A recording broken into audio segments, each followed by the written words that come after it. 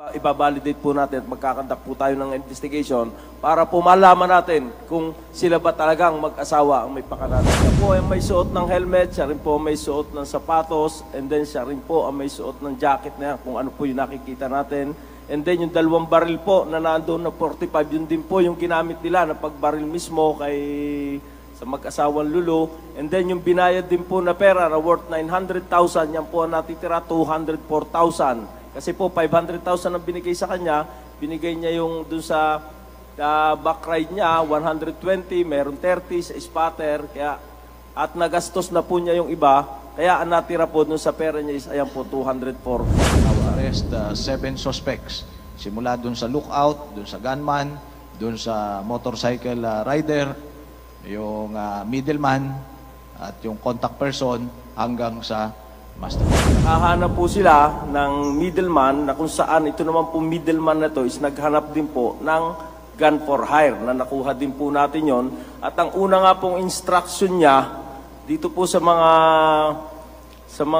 gun for hire na ito is pasukin na po yung bahay ng mag-asawang Lulu, kuhanin po yung cheque na talbog na inisyu niya na worth 13 million. Sa ating yung ebidensyang hawak, yung 13 million na yon ay ayaw niyang bayaran, no, ng mastermind, and at the same time, yung kasing mag-asawa, sila yung nasa top yung tinatawag nating exclusive distributor ng online products, no? At yung ating suspect na mastermind ay engaged din sa online products. So kung mawawala yung mag-asawa, siya na yung magiging exclusive distributor. At the same time, mawawala pa rin yung utang niya.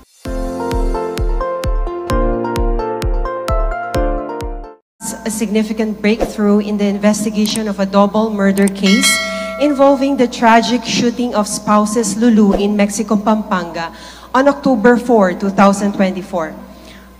Let us now listen to the opening statement of our Regional Director, Police Brigadier General Rodrigo A. Maranan. Sir. Hello. Thank you sa ating mga minamahal na kaibigan sa pamamahayag. Magandang hapon po sa inyong lahat. Ngayong araw na ito ay malugod nating binabalita sa lahat ang pagka-solve ng kaso ng pagkamatay ng mag-asawang Lulu noong October 4 sa Mexico, Pampanga. Itong mag-asawang ito ay engaged sa isang online business.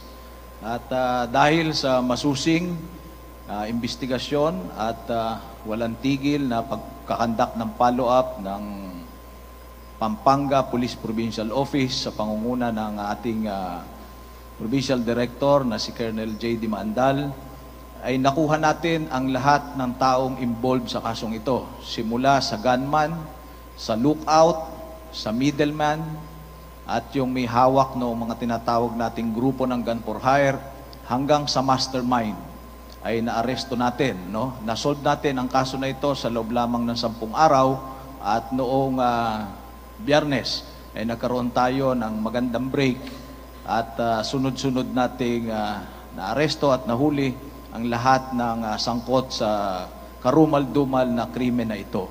At ngayon nga, sila ay ating ihaharap sa inyo kasama ang mga ebidensya na nakuha ng ating kapulisan.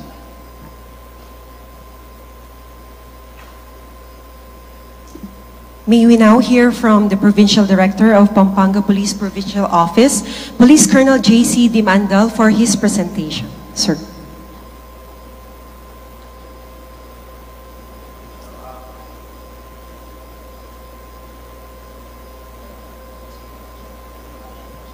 Ano na lang, question and answer na lang muna. Okay.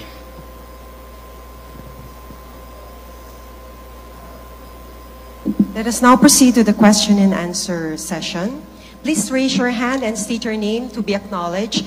Each of you will have the opportunity to ask one question, and only one follow-up question will be entertained. Yes? Please use the microphone on the right side.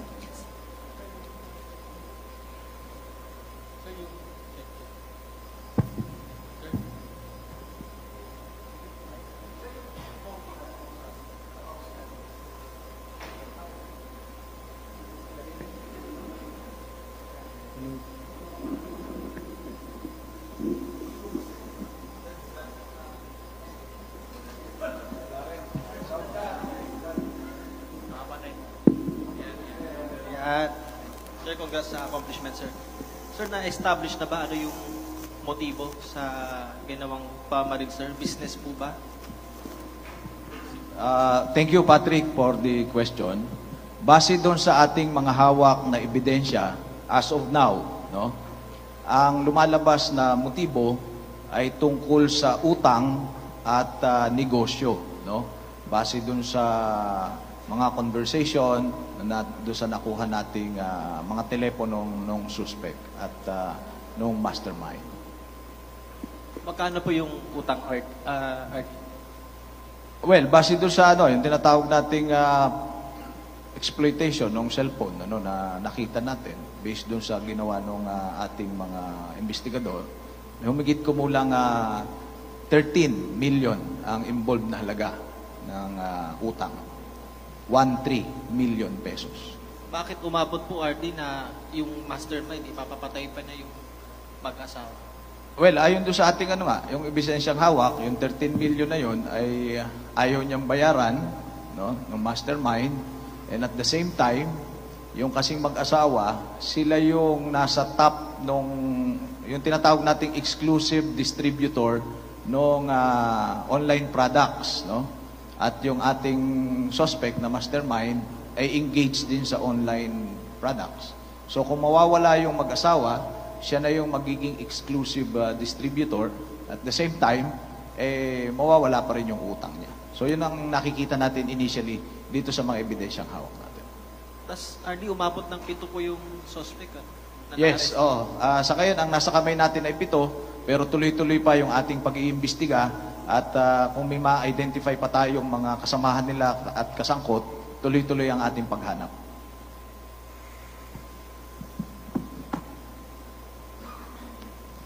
Hello po. Luis Ruta po from GMA Regional TV. Ask ko lang, sir, nasabi po ba ng suspect or ng mastermind kung ano po yung instruction niya dun sa mga gumawa ng krimen? Talaga po bang pinapapatay or may talagang agenda lang? Magandang hapon po sa atin lahat. Based po dun sa revelation ng ating mastermind, kanina po na hinuli po natin kaninang umaga, allegedly, yung pong utang na 13 million na nautang niya, may products po yon. And then, humana po siya ng middleman para nga po ipapatay itong mag-asawang Lulu, considering nga po na palagi po silang sinisingil and ipinopost pa po sa social media at nasisira daw po yung kanilang reputation. Ito pala po mga online seller na ito, mahalaga sa kanila yung reputation para po bilhin ng mga customer nila. So, nakahanap po sila ng middleman na kung saan ito naman po middleman na ito is naghanap din po ng gun for hire na nakuha din po natin yon. At ang una nga pong instruction niya dito po sa mga gun for hire na ito is pasukin na po yung bahay ng mag-asawang Lulu, kuhanin po yung cheque na talbog na inisyu niya na worth 13 million and then pati po yung 2 cellphone, kailangan daw po makuha. But unfortunately, based po dun sa revelation po ng gunman, hindi po obra, mahirap. Kaya ang ginawa po nila is binuntutan na lang po nila ito dito sa may SM and then dun nga po sa Mexico, dun na po nila isinagawa yung karumal-dumal na krimen. Last follow-up lang, sir. Magkano po yung binigay na pera para gawin itong krimen na to? Hello. Based din po doon po sa natin, sa mastermind, ang nai-release niya na pera is 900,000. So, nagbigay siya doon sa middleman kay a certain Rolly, binigay niya yung 900,000 and then nagpauna ito si Rolly ng 100,000 yung panggastos nila sa surveillance. And then, nung matapos, binigay niya yung 400,000. Ang napapunta po, bali lahat dun sa mga gun for hire is 700. Tapos yung si Rolly, yung middleman, nasa kanya yung 200.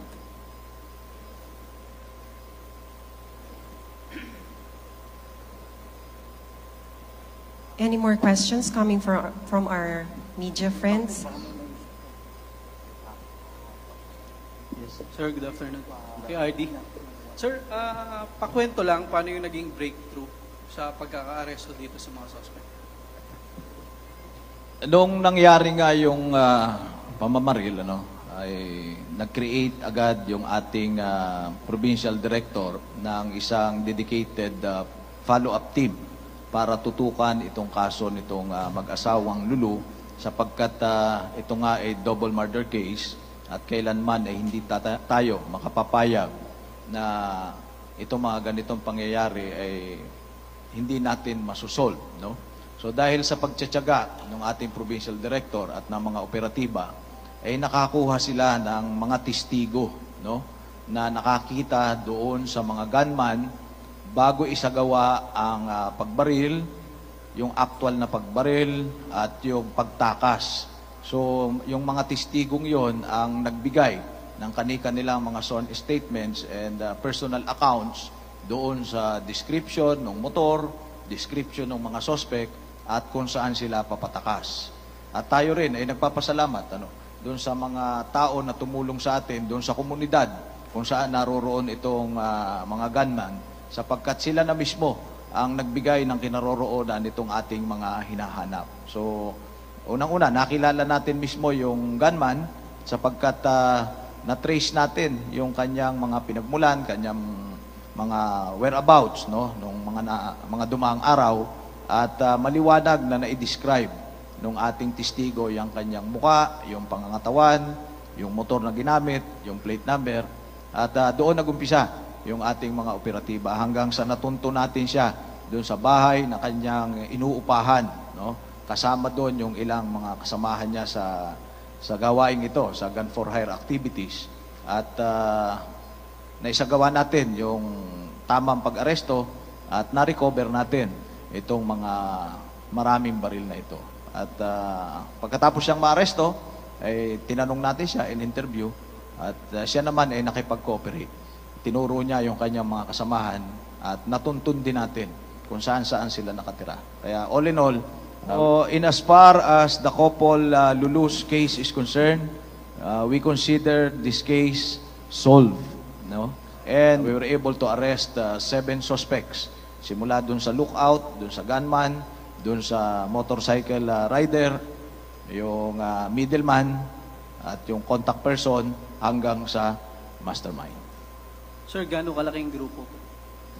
Ito ay maituturing natin na isa sa pinakamalaking grupo ng gun for hire dito sa Region 3. No? Sapagkat base dun sa initial na pagtatanong natin, ay umamin sila na mahigit 12 murder incidents or gun for hire activities ang kanilang ginawa dito sa Region 3. Particularly in the provinces of Nueva Ecija, Pampanga, and as far as Bataan.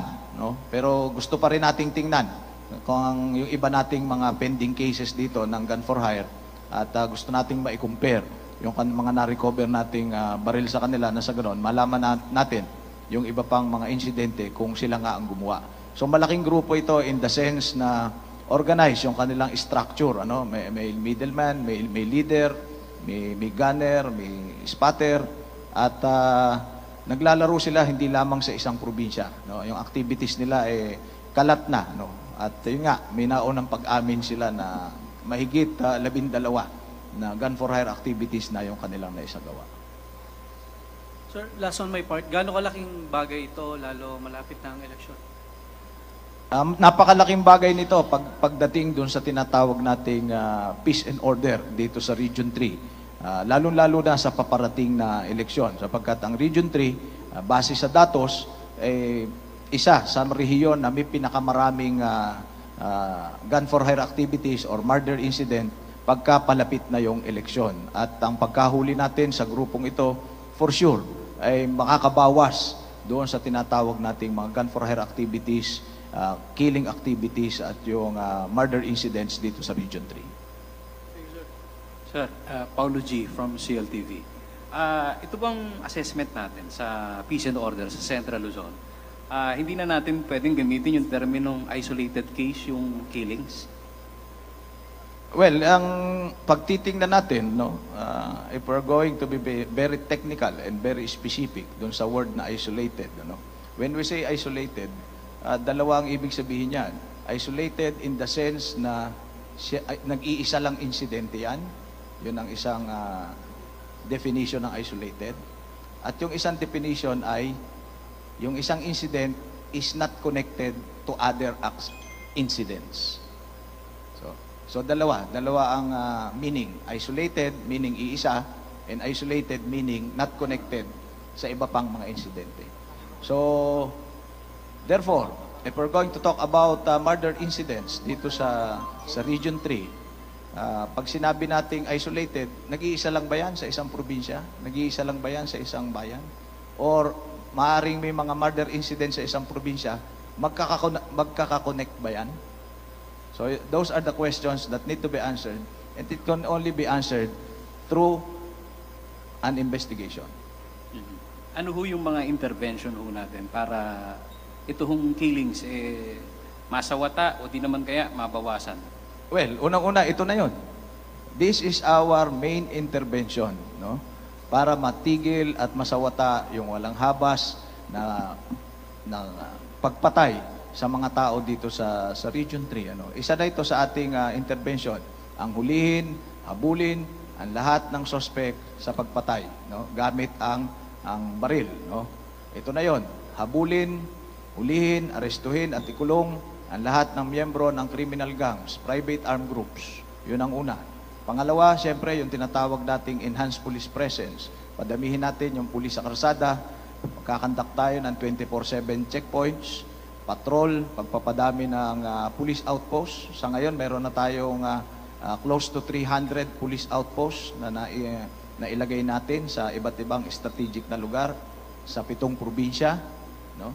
Nandyan din yung paglalabas ng ating mga mobile cars, yung ating mga motorcycle, paglalagay sa mga strategic na lugar na sa ganon, pag may nangailangan ng pulis, nandyan kaagad yung ating kapulisan. Thank you po. Thank you. Sir, Ernie de la Cruz po, sa Police Files Tonight. Sir, ito po bang mga baril, loose firearms or may mga nakarehistro na nakarehistro? Thank you, Ernie. Ito kasing pagkakahuli natin medyo bago pa, no? Nag-start tayo Friday, Saturday, Sunday. Tapos kanina madaling araw, may mga nahuli pa tayo. So we are still preparing our request to Crime Lab at saka sa Firearms Explosive Office para mapa-verify natin who are the owners of these firearms. At pag lumabas na yung resulta, we will make it public. Okay, sir. Pati po yung sasakyan na ginamit nila? Yes. Nandun sa baba, yung I think 4 na motorsiklo na ginagamit nila.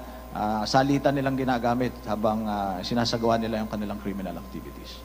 Thank you, sir. Thank you, Ernie. Next question to be entertained, Magandang hapon po, RD, June Veneracion po from GMA7. Pwede kay RD, pwede rin po kay PD. Talk to us about yung importance itong mga helmet na ito.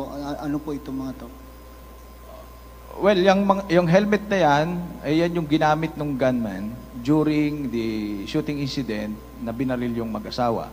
Yun din yung sapatos, yung jacket, yung t-shirt, at yung mga bags na gamit ng mga gunman during the shooting incident. So, importante. These are important pieces of evidence na gagamitin natin during the prosecution of their case. No? So, ebidensya ito. These are identities na nakakabit doon sa gunman. Ito yung mga nakita sa CCTV footage? Yes. Ito yung nakita sa CCTV footages at na-recover natin doon sa bahay na pinagtataguan nitong mga gunmen. For PD, sir, timeline lang. Nangyari ang pamamaslang October 4. Yes, Kailan sir. nagsimula ang plano?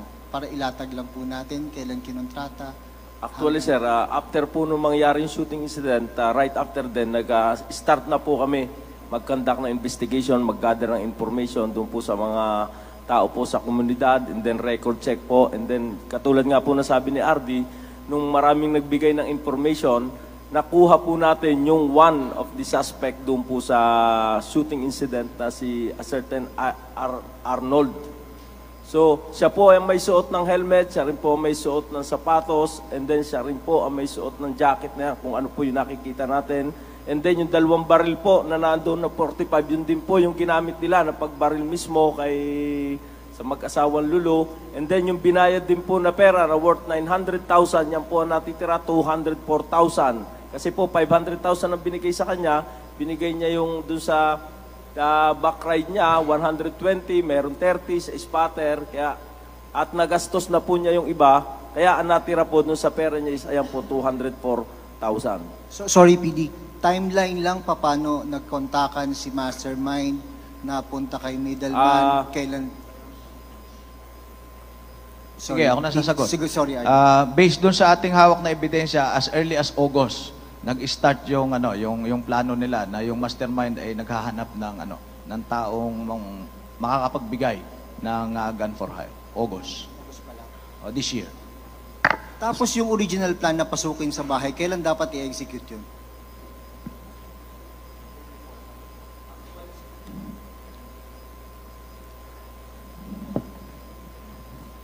Ito, sir. Actually po, sir, based po doon sa revelation po ng mga middleman natin po, nangyari po ng 4 ang insidente, meron pong issue na cheque ng October 2, doon pa lang po, parang inutos na sa kanila, kasi hindi pa nga po nangyayari, inutos na sa kanila na pasukin na yung bahay. At ang kailangan pong makuha is yung mga cheque na tumalbog, and then yung 2 po na cellphone ng mag-asawa, kailangan din po makuha nila yun. Yun po yung utos sa kanila. Then nagkandak po silang surveillance, hindi po nangyari yung plano nila dun sa bahay. Kaya po ang nag-prosper po is yung binuntutan na lang po nila, and doon nakakuha po sila ng opportunity doon po sa may Mexico, doon na po nila isinagawa yung pamamaril. Isa na lang po. Sorry, last ma'am, isa na lang.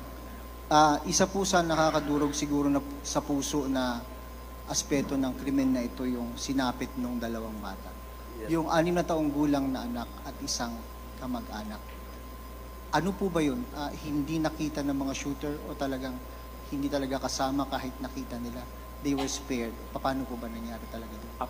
Actually, hindi po ganun po katindi itong mastermind. Kasi po, binanggit din po niya dun sa middleman na sabi, kahit na sino na andun, basta makuha lang yung talbog na cheque tsaka yung cellphone. So considering na ganun yung utos niya, wala na rin po siyang pakialam kung sino po yung nakasakay dun sa sasakyan. Nagkataon siguro hindi nakita. Yes, siguro po. Thank you. Sir. Next question is from Fred Salcedo po, DWID. Sir, tatanong lang po namin kung ito ba ang mga suspect na huli lang po sa isang lugar, sa isang bahay, or different places? Okay. Lahat ng mga suspect, yung 7 suspect, ay nahuli sa iba't ibang lugar. Series of follow-up ito, simula pa noong Biyernes hanggang kanina madaling araw.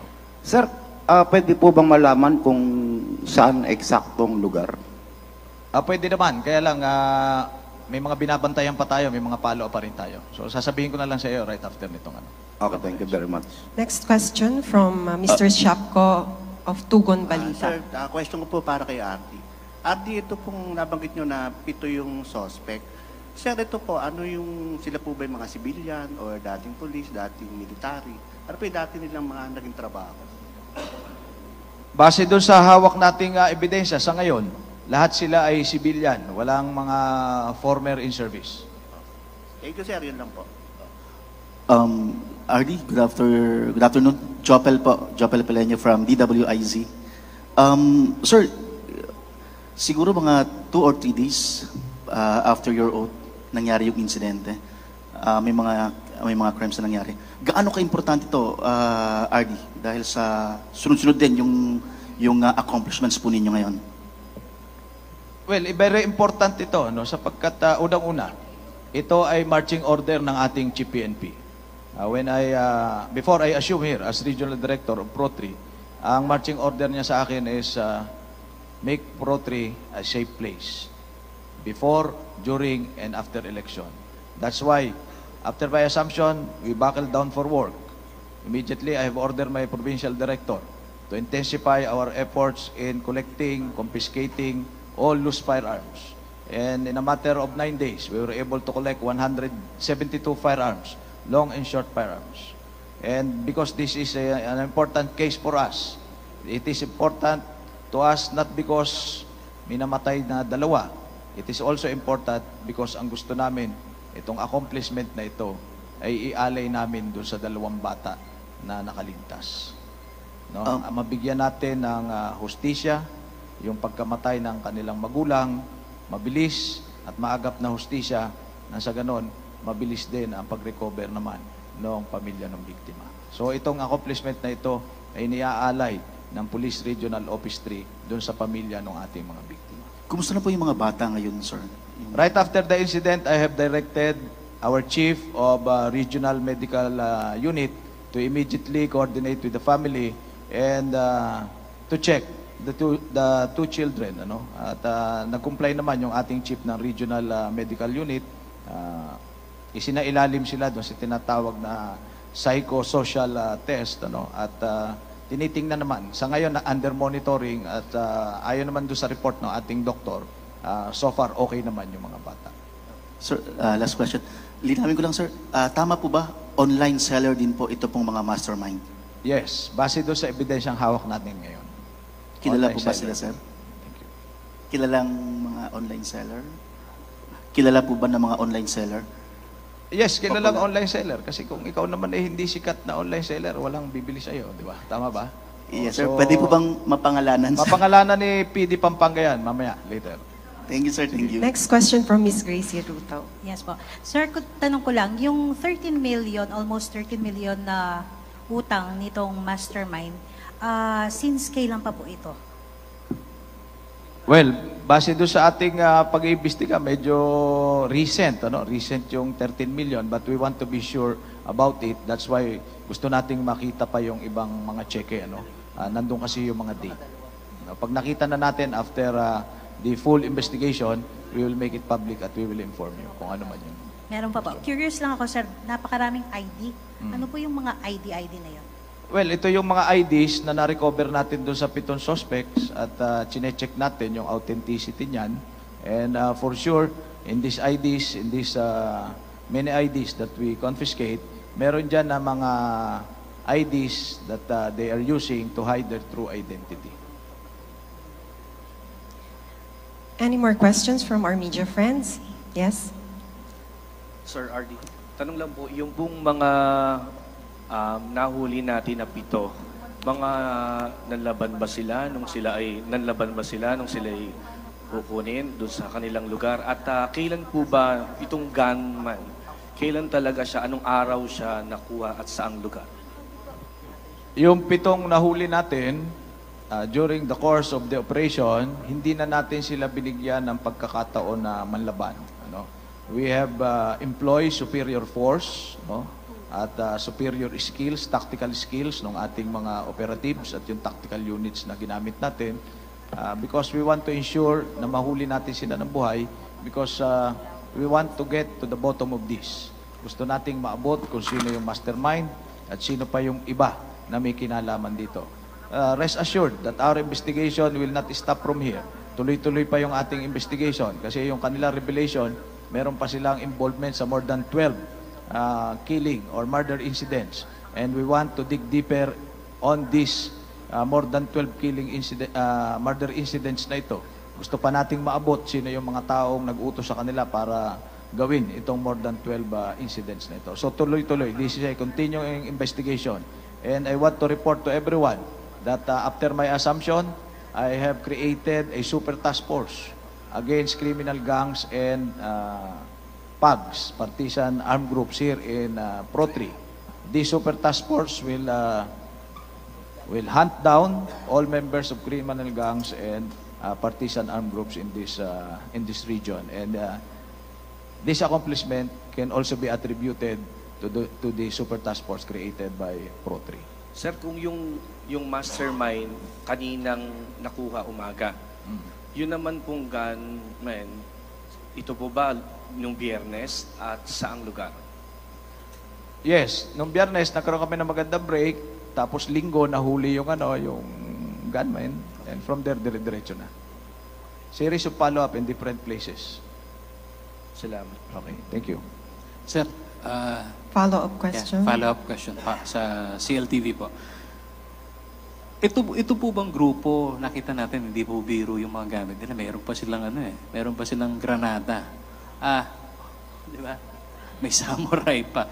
May pangalan na ho ba ito kahit yung popular ba sila?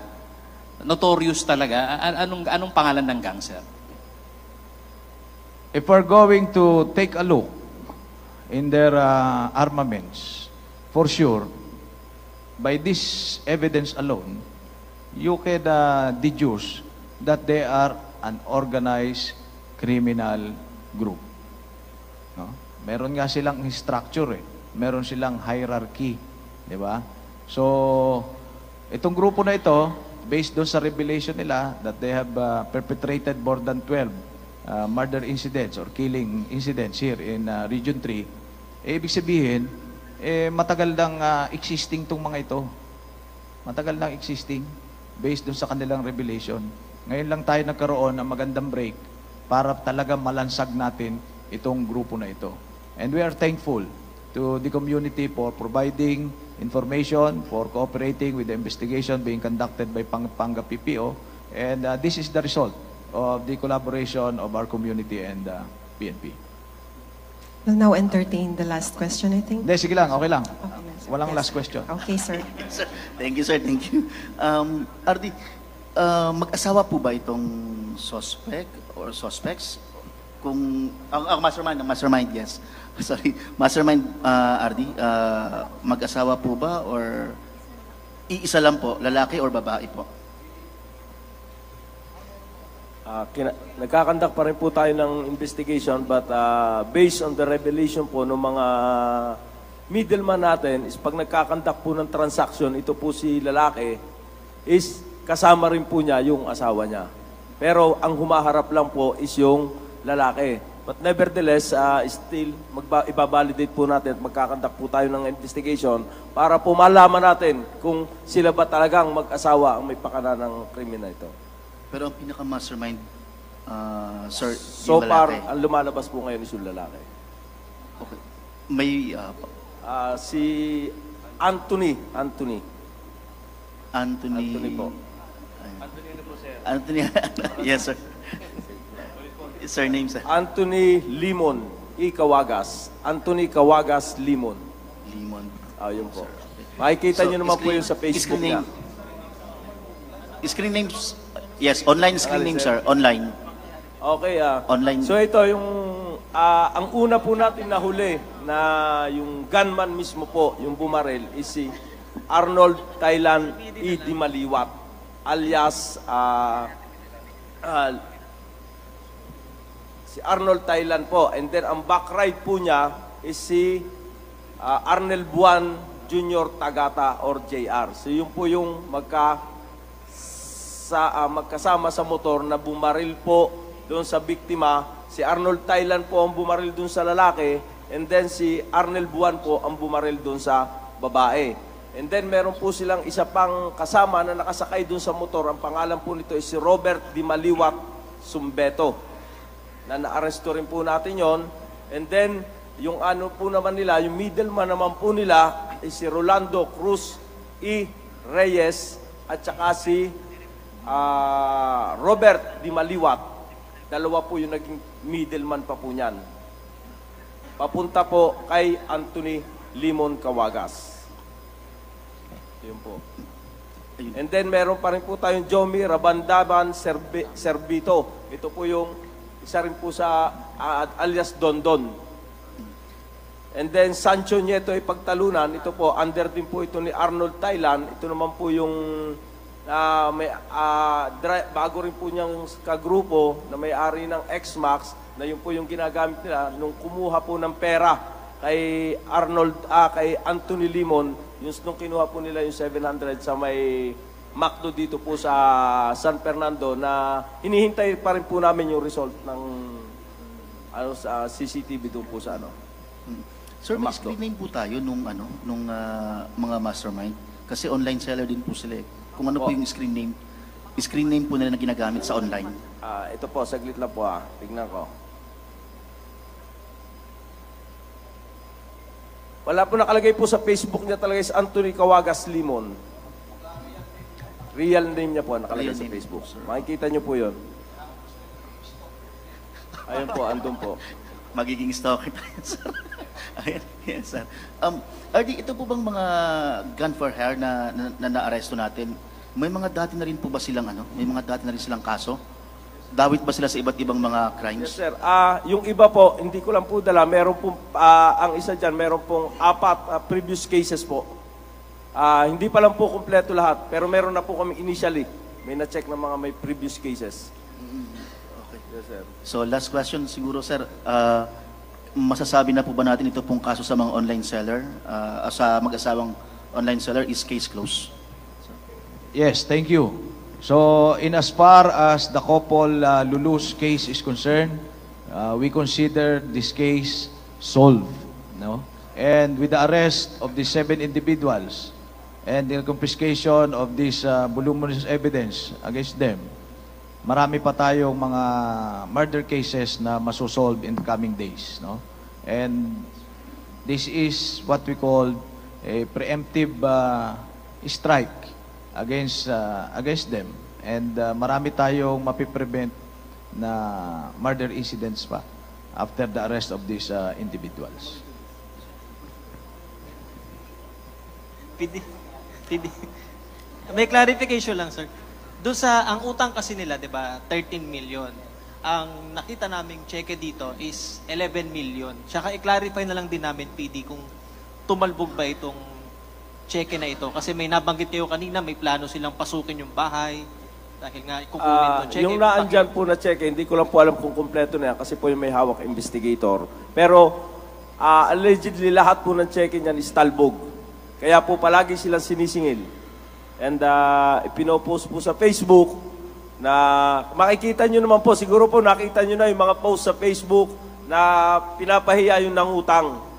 So yun din po yung revelation ni Anthony na masyado na silang napapahiya at kaya naging resort niya para tumigil sila sa pagpo-post sa social media is ipapatay po itong mag-asawa. So tama, PD. Alam na nung mastermind na talbog yung ibibigay niyang cheque. Parang props na lang na pansamantalang manahimik. Most probably po.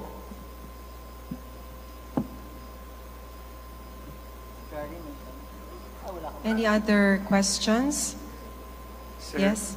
good afternoon. Sir, what was the reaction ng mag-asawang mastermind na nakuha sila?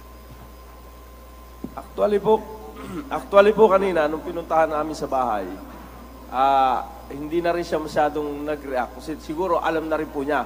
Kasi po, makikita po natin sa conversation dun sa messenger, parang nagkakahalataan na po sila. Alam na nila kasi, siguro nabalitaan na rin nila na yung iba is nahuli na.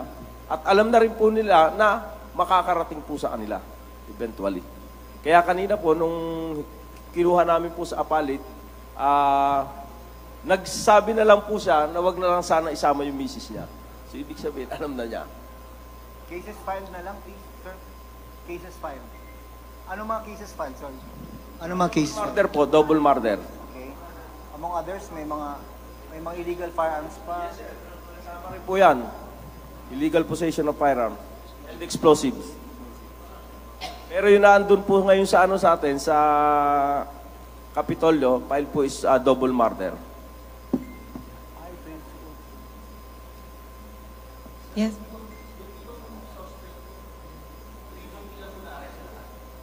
Yes po, sir. Nueva Ecija and Pampanga po.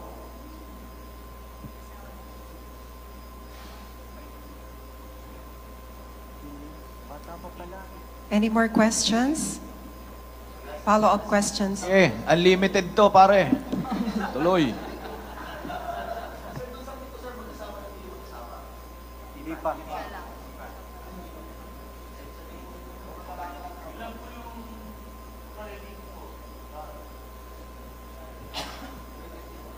Actually po, nung nag-operate po ako, nagsama na rin po ako ng isang team ng SWAT, isang team ng Mexico, considering na sa Mexico po yan nangyari. And then, ang concerned station po, kung saan po kami nagpunta. And RMFB po, three-authored maneuver company. Ayun po. Yes, sir. Video ng actual arrest, RD, meron? Baka meron. Video ng actual arrest. Meron din? Share mo na, PD, para Opo, sir, magbigay na lang po kami ng Oras di peligro na po kami. RD, oh.